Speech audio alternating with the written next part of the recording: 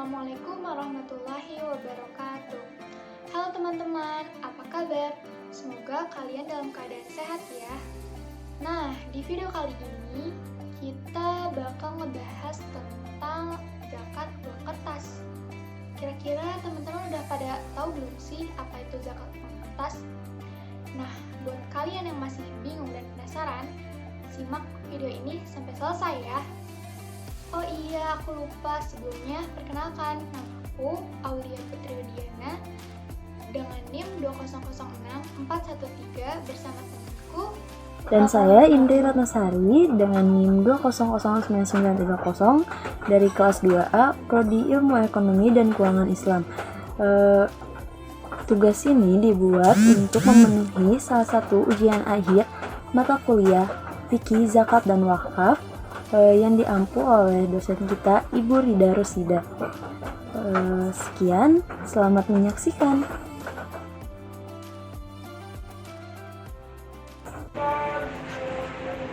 Assalamualaikum. Waalaikumsalam. Ada apa? Ini pengen nanya nih sama kamu. Kamu tahu nggak sih apa itu zakat uang kertas? Kalau zakatnya sih tahu. Zakat itu untuk menyucikan batin kita sama harta kita gitu. Nah, bener sih itu. Nah, kalau zakat uang kertas itu zakat tabungan kita. Misalnya kita punya tabungan yang cukup besar yang udah nyampai nisabnya. Nah, nisabnya itu 85 gram emas. Nah, itu tuh biasanya 1 tahun. Jadi hawalnya itu 1 tahun. Nah, nanti kita zakatin sebesar 2,5%. Kayak gitu. Oh iya. Kakak tahu nggak sih tentang zakat uang kertas itu apa? Tahu. Apa kira-kira zakat uang kertas? Zakat atas uang kertas yang kita miliki secara tunai.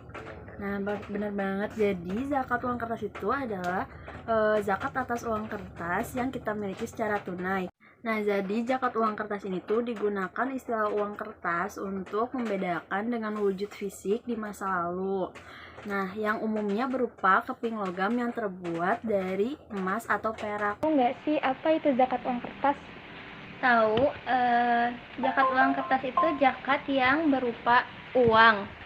Kan dulu tuh biasanya berbentuk emas atau perak atau dirham. Sekarang bisa berbentuk uang kan di Indonesia ini gitu. Ya, Masya Allah, bener banget tuh. Nah, aku mau nanya, kira-kira Adek tahu gak tentang zakat uang kertas? Yang aku tahu, zakat uang kertas itu adalah merupakan uang tabungan atau uang simpenan. Nah, bener banget itu tuh. Nah, aku mau tambahin, kalau zakat uang kertas itu adalah zakat atas uang kertas yang kita miliki secara tunai. Nah, kamu pernah nggak sih zakat uang kertas, berzakat uang kertas? Zakat uang kertas belum pernah. Maksudnya kayak ngasih Belum berarti? Iya, belum pernah. Aku nanya lagi, kakak udah pernah belum berzakat uang kertas? Belum. Iya, kamu pernah nggak sih berzakat uang kertas? Pernah, tapi nggak begitu sering juga, karena lebih baik berzakat berbentuk makanan pokok gitu. Oh iya. Nah, aku mau nanya lagi, kira-kira Ade udah pernah belum melakukan transaksi zakat uang kertas? Belum ya? Belum. Nah, kalau setelah ini kan kamu udah tahu nih ya. Nanti kira-kira kamu mau nggak sih untuk, misalnya kamu punya rezeki yang banyak gitu, kamu mau nggak sih buat berzakat uang kertas? Pastilah, kan untuk menyucikan kita juga gitu ya. Kan selain infak gitu, zakat juga kan termasuk juga amalan kita gitu buat menyucikan kita juga gitu. Insya Allah. Masya Allah. Nah, kira-kira ada niatan buat mau melakukan transaksi zakat uang kertas enggak? Ada. Setelah kamu tahu nih ya zakat uang kertas ini, apakah kamu berniat gitu di kemudian hari ingin berzakat lagi gitu, berzakat uang kertas lagi? Ya, kalau Azka tersendiri, kalau masih bisa pakai makanan pokok ya pakai makanan pokok gitu, tapi kalau bisa pakai uang ya pakai uang aja gitu.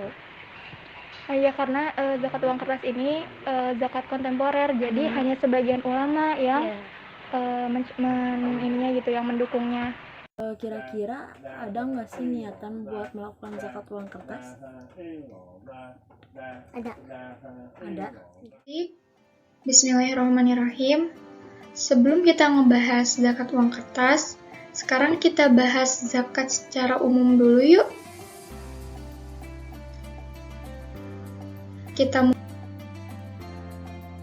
dari pengertian zakat. Zakat adalah harta yang wajib dikeluarkan apabila telah memenuhi syarat-syarat yang telah ditentukan oleh agama dan disalurkan kepada orang-orang yang telah ditentukan pula, yaitu 8 golongan yang berhak menerimanya. Kemudian zakat dalam bahasa Arab itu mempunyai beberapa makna. Yang pertama, zakat bermakna at-tabaru, yang artinya membersihkan atau mensucikan. Makna ini menegaskan bahwa orang yang selalu menunaikan zakat karena Allah dan bukan karena ingin dipuji manusia, Allah akan membersihkan dan mensucikan baik hartanya maupun jiwanya. Yang kedua, zakat bermakna al-barakatuh, yang artinya berkah. Nah, makna ini menegaskan bahwa orang yang selalu membayar zakat, hartanya akan selalu dilimpahkan keberkahan oleh Allah Subhanahu wa Ta'ala. Kemudian, keberkahan harta ini akan berdampak kepada keberkahan hidup. Nah, keberkahan ini lahir karena harta yang kita gunakan adalah harta yang suci dan bersih. Sebab, harta kita telah dibersihkan dari kotoran dengan menunaikan zakat, yang hakikatnya zakat itu sendiri berfungsi untuk membersihkan dan mensucikan harta. Kemudian ada yang ketiga itu zakat bermakna an-numu, yang artinya tumbuh dan berkembang. Makna ini menegaskan bahwa orang yang selalu menunaikan zakat, hartanya dengan izin Allah akan selalu terus tumbuh dan berkembang. Hal ini disebabkan oleh kesucian dan keberkahan harta yang telah ditunaikan kewajiban zakatnya. Tentu kita tidak pernah mendengar orang yang selalu menunaikan zakat dengan ikhlas karena Allah, kemudian banyak mengalami masalah dalam harta dan usahanya, baik itu kebangkrutan, kehancuran, kerugian usaha, dan lain sebagainya. Dan yang terakhir, zakat bermakna as-solahu, yang artinya beres atau keberesan, yaitu bahwa orang-orang yang selalu menunaikan zakat, hartanya akan selalu beres dan jauh dari masalah. Orang yang dalam hartanya selalu ditimpa musibah atau masalah, misalnya kebangkrutan, kecurian, kerampokan, hilang, dan lain sebagainya, boleh jadi karena mereka selalu melalaikan zakat yang merupakan kewajiban mereka, dan hak fakir miskin beserta golongan lainnya yang telah Allah sebutkan dalam Al-Quran.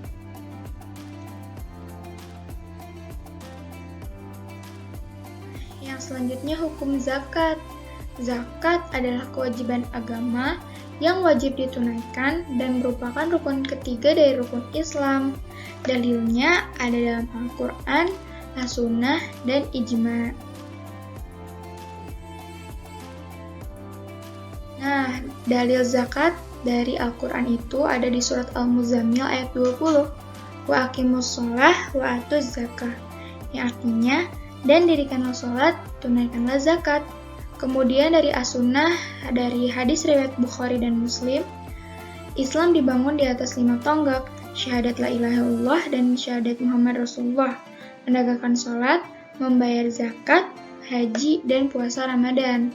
Dan yang terakhir dari Ijma', An-Nawawi rahimahullah mengatakan, mengeluarkan zakat adalah wajib dan merupakan rukun Islam berdasarkan kesepakatan kaum muslimin.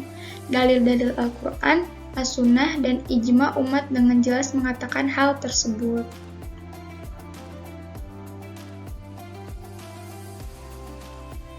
Nah, kemudian ada syarat zakat. Yang pertama, yang berkaitan dengan muzaki, yaitu harus beragama Islam dan merdeka. Kemudian, yang kedua, berkaitan dengan harta yang dikeluarkan. Yang pertama, harta tersebut itu harus dimiliki secara sempurna. Yang kedua, harta tersebut adalah harta yang berkembang. Yang ketiga, harta tersebut telah mencapai nisabnya. Kemudian yang keempat, telah mencapai haul. Dan yang terakhir, harta tersebut merupakan kelebihan dari kebutuhan pokok. Nah, dan ini untuk yang terakhir ada 8 golongan penerima zakat. Yang pertama ada fakir, kemudian ada miskin, riqab, ghorim, mu'alaf, fisabilillah, ibnu sabil, dan amil zakat.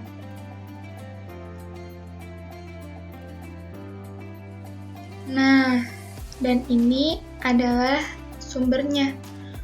Mungkin sekian yang bisa saya sampaikan. Mohon maaf atas segala kekurangan dan kesalahan, karena kesalahan itu murni datangnya dari saya pribadi. Selanjutnya ada zakat uang kertas. Zakat uang kertas itu adalah zakat atas uang kertas yang kita miliki secara tunai atau cash. Wujudnya di masa kita sekarang ini berupa uang kertas, dan pada hakikatnya tidak lain adalah fresh money dan biasanya merupakan uang tabungan atau uang simpanan. Selanjutnya ada dasar persyariatan. Secara eksplisit, zakat ini tidak ada di dalam Al-Quran, As-Sunnah ataupun kitab fikih ulama klasik. Lalu kenapa diadakan dan dipaksakan? Yang disebutkan kewajiban zakatnya di dalam Al-Quran hanya sebatas emas dan perak saja, namun para ulama kontemporer melakukan kias dengan melihat ilatnya atau yang jadi titik inti dari kewajiban zakat emas dan perak. Nah, selanjutnya ada nisab emas. Nisab emas itu adalah 85 gram. Emas yang kurang dari 20 miskal dan perak yang kurang dari 200 dirham tidak ada kewajiban zakat atasnya. Dari hadis riwayat Ad-Duhrawi. Dan selanjutnya ada nisab perak. Nisab perak itu adalah 200 dirham. Dari Abi Sa'id Al-Khudri radhiyallahu anhu bahwa Rasulullah SAW bersabda, perak yang kurang dari 5 awaq tidak ada kewajiban zakatnya. Dari hadis riwayat Bukhari. Nah, selanjutnya ada haul zakat. Haul zakat itu apa sih? Haul zakat itu adalah batas waktu atau masa dalam sebuah periode tahun hijriah di mana harta itu harus dikeluarkan zakatnya. Harta itu harus sudah jadi milik pribadi 100% minimal selama masa kepemilikan setahun komariah, dan tidak ada kewajiban mengeluarkan zakat hingga harta itu berjalan padanya masa atau dimiliki selama 1 tahun. Dari hadis riwayat Ibnu Majah. Nah, yang selanjutnya ada kadar zakat. Sedangkan kadar yang harus dikeluarkan dari zakat emas dan perak adalah rubu'ul usyur. Maknanya adalah 1/4 dari 1/10. Mudahnya 1/40 atau dengan angka desimal yaitu 2,5%. Nah, adapun contoh perhitungan zakat uang kertas. Misalnya adalah soalnya tuh Faris memiliki tabungan sebesar 70 juta rupiah. Ia telah memiliki hartanya selama 1 tahun, dan pada saat itu harga emasnya itu adalah 750.000 rupiah. Nah, pertanyaannya berapakah zakat yang harus dikeluarkan oleh Faris? Jadi kita nyari nisabnya dulu. 85 gram dikali saat itu harga emasnya yaitu 750.000 rupiah, sama dengan hasilnya itu 63.750.000. Berarti zakatnya, cara menghitung zakatnya itu tabungan yang milik kita tabungan itu dikalikan dengan 2,5% yang seharusnya dizakatkan. Jadi 70 juta dikali 2,5%, yang hasilnya yaitu zakatnya menjadi 1.750.000 rupiah.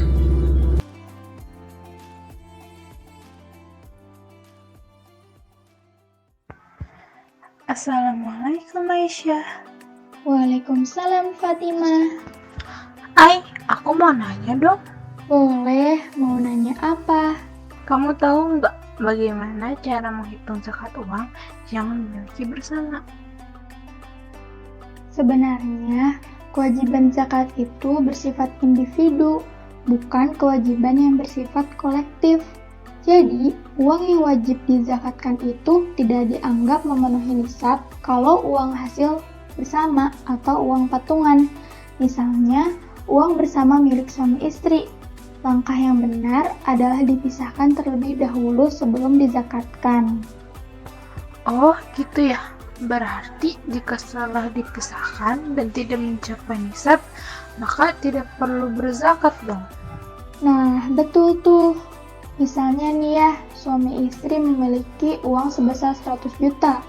Dan ternyata setelah dipisahkan, uang suaminya 80 juta dan uang istrinya 20 juta. Ketika itu harga emas 500.000, sehingga nisabnya itu 42.500.000. Maka hanya suami saja yang perlu membayar zakat, yaitu 2,5% dikali 80 juta. Jadi 2 juta rupiah. Masya Allah, jazakillah khair Aisyah. Wa iyyaki Fatimah.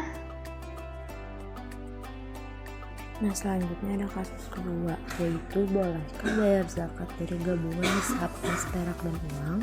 Nah, jawabannya yang pertama kita jelasin zakat dulu.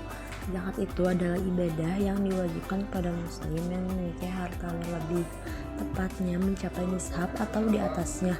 Dan apabila yang memiliki harta sebanyak angka tersebut dan kepemilikannya sudah melewati 1 haul, ia wajib mengeluarkan sebesar 2,5% untuk dibagikan kepada dalalan asnaf zakat atau mustahik. Dan terdapat juga beberapa jenis harta yang secara mansur telah ditetapkan menjadi objek wajib zakat, seperti hasil pertanian, emas dan perak, barang perniagaan, hasil tambang, rikas, dan juga hewan ternak. Nah, sebagai contoh, seseorang itu tidak mungkin menggabungkan hartanya yang berupa hewan ternak yang belum mencapai nisab dengan emas dan peraknya yang juga belum mencapai nisab, karena keduanya berbeda jenis dan berbeda pula nisab dan kadar wajibnya. Dan untuk mengenai boleh atau tidaknya emas dan perak digabungkan untuk mencapai nisab, banyak ulama berbeda pendapat, seperti Imam Abu Hanifah, Imam Malik, dan sejumlah ulama lainnya memperbolehkan praktik tersebut. Nah, alasan ulama memperbolehkan praktik tersebut itu karena ada 5 alasannya. Yang pertama, ada firman Allah. Firman Allah yang berbunyi, dan orang-orang yang menimbun emas dan perak serta tidak menginfakkannya di jalan Allah, maka berilah mereka kabar gembira dengan azab yang pedih. Quran Surat At-Taubah. Nah, alasan yang kedua yaitu fungsi emas, perak, dan uang adalah sama, yakni sebagai isaman atau penyimpan nilai dan kiimah atau satuan hitung untuk harta-harta yang lain. Meskipun ketiganya berbeda pada wujudnya, tetapi fungsi dan manfaatnya sama, sehingga digolongkan ke dalam satu jenis dan hukum yang sama dalam zakat. Nah, alasan yang ketiga yaitu emas, perak, dan uang memiliki sifat berkembang atau nama'a dengan syarat agar diputar sebagai modal perdagangan. Nah, meskipun barang-barang perdagangan nantinya akan terdiri atas bermacam jenis, semua itu dihitung menjadi satu untuk mencapai nisab. Nah, alasan yang keempat yaitu menyatukan emas dan perak agar mencapai nishab, bertujuan untuk menunjukkan bahwa seseorang tergolong kaya, sehingga zakat diwajibkan atas orang tersebut. Nah, alasan yang kelima yaitu emas dan perak apabila nilainya telah mencapai nisab, masuk ke dalam golongan harta yang di dalamnya terdapat hak fakir miskin. Nah, dengan demikian apabila emas, perak, dan uang yang belum mencapai nisab boleh digabungkan supaya mencapai nishab, kemudian dikeluarkan zakatnya, dan dengan syarat bahwa ketiganya memiliki haul yang